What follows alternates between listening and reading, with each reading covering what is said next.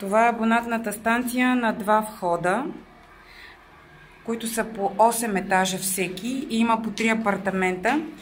От няколко месеца звъним на Топлофикация, за да им кажем, че има авария, има проблем.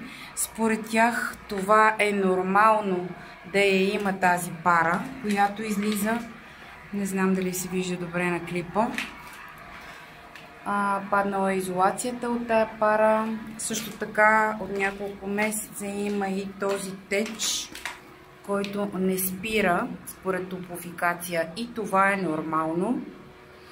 И освен всичко, по пътя на тръбите, които минават зад блока, започна масово изсъхване на дърветата, които са засадени зад блока и се падат явно точно над тръбите. Ще сме благодарни, ако може да ни съдействате и ако успеем с ваша помощ да извикаме хора от Топлофикация, които да дойдат и да отстранят повредата, защото рискуваме зимата да останем два входа на студено. Блока е в ЖК Христо Смирненски, Слатина или Слатина, блок 66.